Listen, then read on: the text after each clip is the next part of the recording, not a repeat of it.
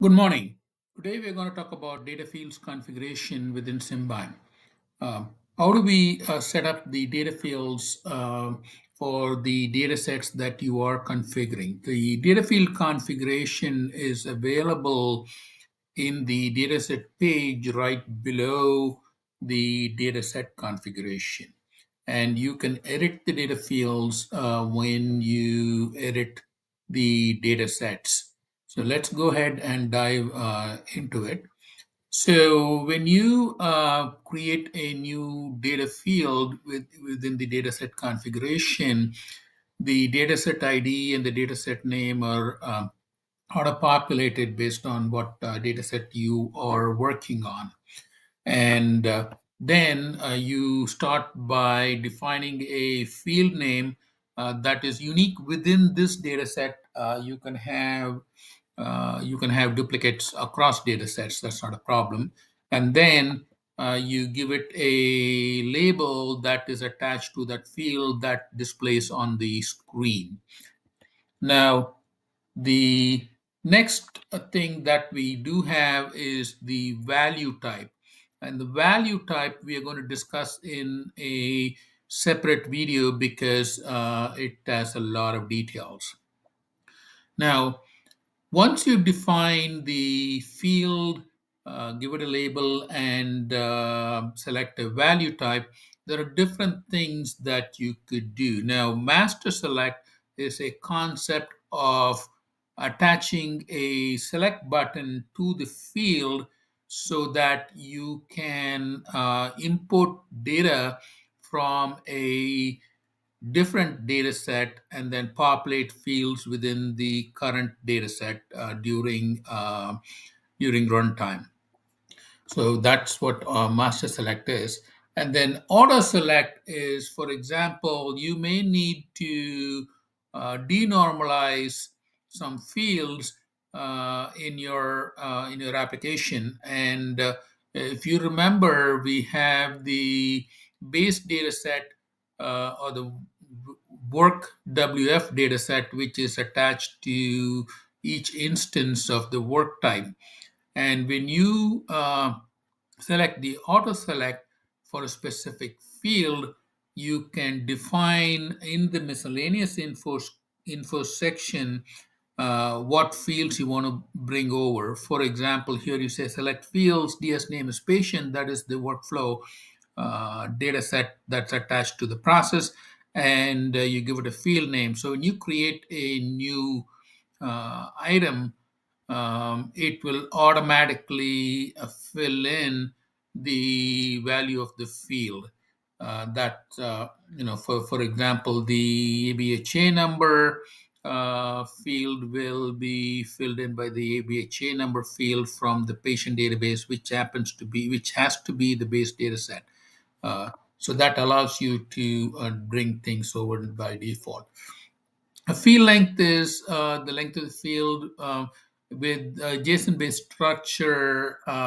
It doesn't have that much relevance anymore. If it's a database backend, it could have had. We use a NoSQL backend where everything's stored in JSON, so it doesn't matter. Display order is the order in which the fields display in the screen. Now, a good practice to follow is to give gaps of 10 or 100 between display orders so that you can move fields in terms of where they display up and down, or you can add additional fields. So give yourself the maximum flexibility. Don't go 1 2 3 4, because if you want to insert a field later on or move a field, that's going to be a problem. The column width for list table is a field that tells the application you want the width of the field when it's displayed in a list to be this value, and it's in pixels. So 100 pixels is the definition we made here. Next, we have a bunch of fields that or metadata that is It's pretty self-explanatory. One is whether the field is required, two if it's hidden, three if it's editable. Now, and of course, we also have a line before or line after, so you can set, since our screens are auto-generated, you can say, I need this to start in a new line, which means you check the line before, or you can say anything coming after this field needs to go new line. You can check the new line after. One of the things you do need to watch out for is, if you make a field hidden, it's not going to show up on the screen. It will be there available. And if you make it editable, then we can make it editable at runtime. Now, the thing that you need to watch out for is you never make a hidden field required. If you make a hidden field required, you may not see it on the screen, and you're not going to be able to save that data, that field, unless you do need to make it editable, and then you can use rules to hide or show the field, which we'll go through in a different video. So you need to be careful with this. If you get a validation and you can't see what the field is, then you really need to look at this to make sure you get that right. The next set of metadata we are going to talk about is default value. The default value is when you create a new field, a new row in the table, what is the default value?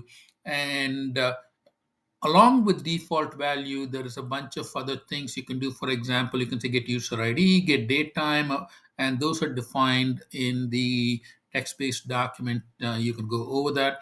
Min value and max value are self-explanatory. Change by and change that is automatically set by the system. Change by is the logged in user, and change that is the time that you save it. The next set of fields are related to advanced search. As you saw, we have an advanced search button in the page structure. So you can make any field searchable, uh, and it will allow you to search it through advanced search. You can also control the list of fields that appear on the search result, and that's what display on search result list does for you. An active and active flag is to make a field active or inactive, and miscellaneous info is where you add additional metadata to certain configurations, like we talked about in the case of value types, master select, auto select, or even a calculated filter. You give some additional information to the application so that it can work both in terms of rendering the screen as well as logic for you. And that's the end of this discussion. We will talk next about the value type separately.